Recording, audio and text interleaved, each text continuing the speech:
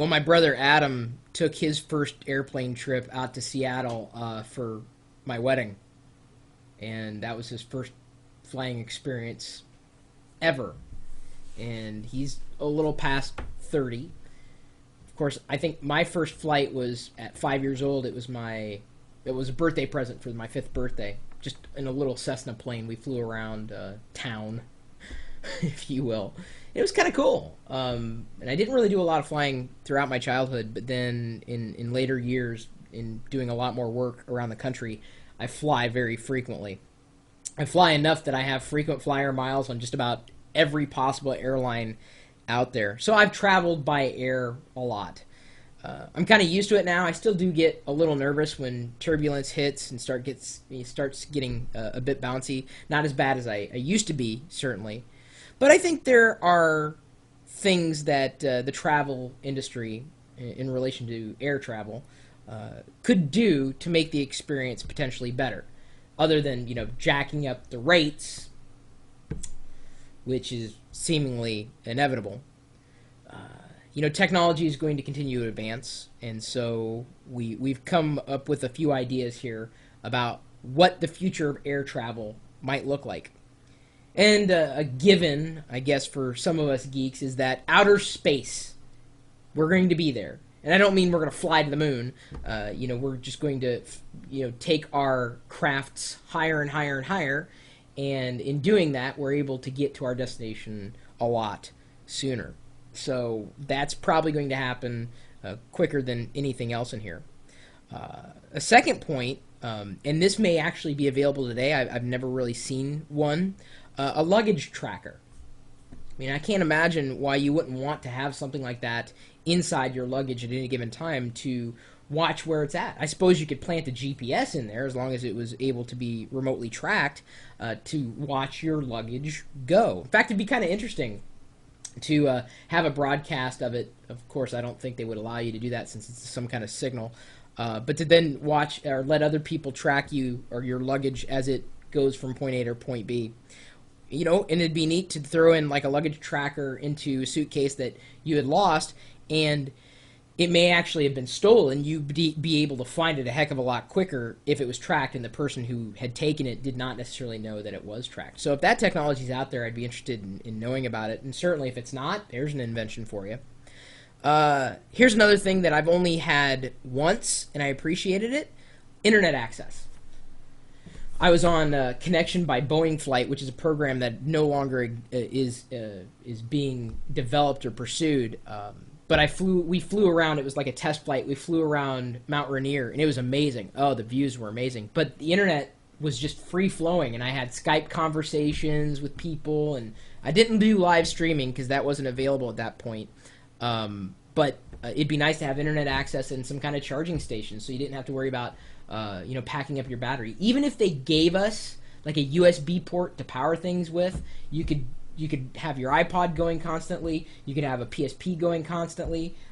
Any type of device that would charge by USB, really. That's all they'd need to install, some kind of USB port. That's it. That's all we'd really ask. Internet access may be asking a little too much, although I'd love to see it. Another thing we thought about, now this isn't really related to tech, but massages would just be nice. I mean, imagine if you were on a long flight or even a short flight and you're just kind of stressed out. Imagine if you could plunk down some money, maybe it's $20 or whatever, and get even a 10-minute massage or a 20-minute massage. Would that not be worth it? Oh, I'd totally do it. I would totally do it. Yeah, come on. It's an amenity and everything, but if you're stressed out and you don't want to be on that plane and you've got a long flight, it'd be nice to get up halfway through it, and you'd probably have to sign up for it ahead of time and watch your time, but I'd totally do it. Totally would do it. It'd be nice. And then the last point that we thought about the future of air travel, in-flight competitions in gaming.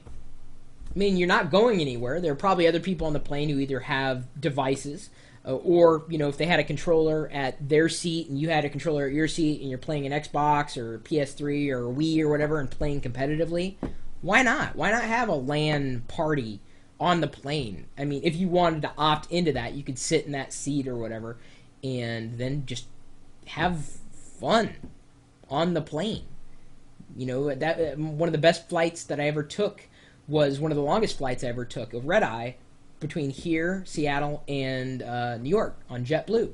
And the reason why I loved it, the seat was comfortable enough, I guess. I was in the middle between two friends, and well, actually, Ponzi, my wife, and a friend, and they had a screen.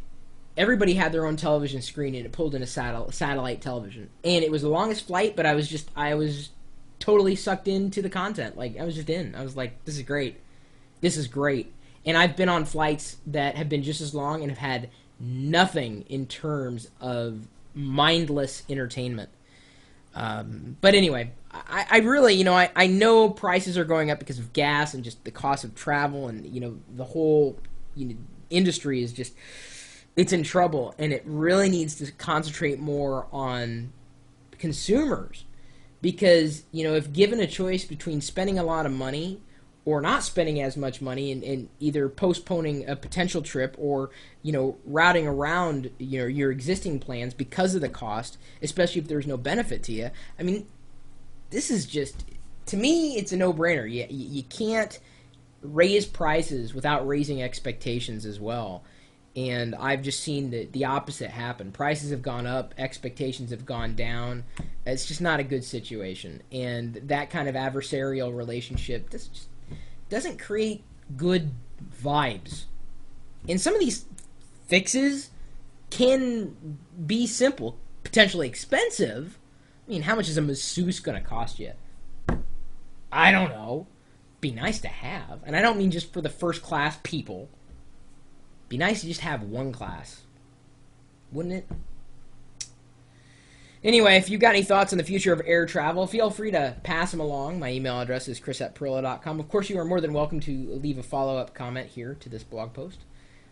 And you're also welcome to join us in our chat room. We're typically talking technology, even when it's related to things that we do outside of the world of tech. And I know travel is tech, and certainly you couldn't fly without technology, but I'm saying, like, technology impacts our lives, and we just like thinking about these things. What about you? Do you like dreaming about how things could or should be? That's how things happen, I guess. Maybe I'm too practical, I think, and a bit of a dreamer, a practical dreamer, believe it or not. I didn't say like transport or anything. Come on. I could have, but I didn't. Anyway, if you want to talk tech with us, we're streaming this video out live 24 hours a day.